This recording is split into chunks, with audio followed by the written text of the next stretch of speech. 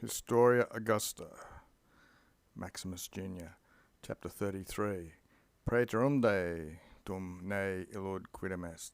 Saying that there's ne quidem is not even, or just, so not that illud, not that anything should be passed by, with the sense of must, with the est. So, lest anything should be left behind.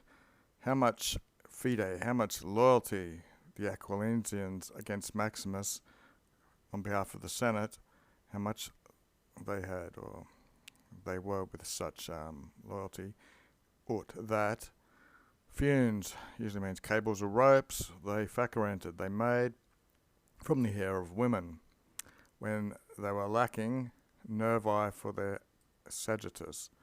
This is the string on your bow and arrow that sends out or emits the arrows. So they made looks like the nervi, the cable that you pull back on your bow and arrow, they made from women's hair. 2. Quod aliquando, which at some time is said factum was done Rome locative at Rome, from where in honour of the matrons, from where they got their hair from, a temple of bald Venus, Calvae Venerai, the Senate dedicated. They dedicated a temple to bald Venus. 3. Sane, so clearly what in no loco tacendum est, so in no place we should be quiet with regard to something, this matter. When both Dexippus and Arianus and many others Greeks have scripturanted, have written that Maximus and Balbinus were emperors against Maximus Factos, were made emperors against Maximus. Maximus, however, or moreover, Missum, he was sent with an exercitu, with an army, to prepare for war at Pud Ravenna. That would be at a place at Ravenna. Aquilium, it's another place, however. Looks like they've inserted that twice. However, they didn't see Aquila non-videscent, except when he was the victor. Okay, I just corrected that. I'll just put a thing over there to show this is another sentence. Latin writers, Latino scriptors, say dixerant, they say it was not Maximus, but Pupienus, who went against Maximinus at Aquila. They say he's the one who was fought there, and this same guy had won. Which, from where this Arenatus was born, it's not possible for me to know, unless by chance the same guy is Pupienus, who is Maximus as well. Ideo, for this reason, it is quod that I've placed this testament, lest anyone, nay quiz, should credorant, should believe me not to have known this, that Re Vera, in truth, has created, I would have been made stupid and miraculum. You might want to say that would be surprising if he hadn't known this fact when he wrote his history, I'm guessing. The TRES GORDIANI, the 3 GORDIANI of Julius Capitini. It's the invented name for this author. Quidem, indeed, there had been a plan, a concilium, vocative Augustus, venerable Augustus, that singularly these emperors, the example of many writers have done in books, that you should write the single emperors in single books. It looks like that I should have destined, or I should have aimed to your clemency. It can also be done in capital letters because it's a proper noun, in single books. So the example, obviously, other writers at the time, they'd write each single emperor in a single book to for people to read. Now mid, for this, multos many have done. Multos in the accusative, all these recording what's going on. Or I've seen myself, or conceperant. Oh, okay, so that's why it's in the accusative. He's conceived this either by lectio, which meant reading, or by seeing. He's seen many people do it that way. Each single emperor got a single book. But this seems improbum. This doesn't really seem right. either for your piety to destinere, that usually means to swell up or fill up with a multitude of books, or to occupy my labour, say his time, filled up with plurimus volumes, with many books. So he's making it easy doing it all in one book, it looks like.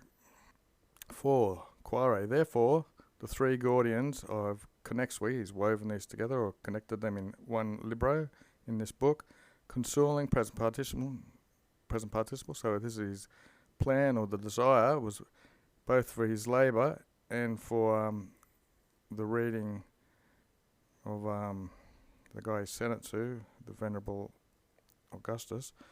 Blah blah blah. Where was I?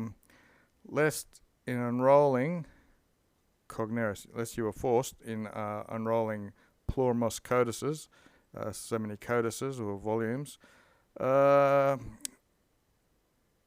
almost one. Unem's one, paini means almost. Tamen probably doesn't mean much, it's just inserted there because it seems a bit weird to say anyway, or still, or yet, or anything. Lectare, it's the verb for reading often. So if you want to just put that in English, you might say, therefore, I've put all these 3 Gordians in one book, thinking that my labour and of your reading, so that not to force you to read so many volumes, therefore you can get one history to read in one volume or something like that. 5. Sed ne ego, but lest I, who fugi, I flee a longitude of books, really lengthy books, and multitudes of words, so that I should seem to be incurring, or I should be doing the same thing in this book.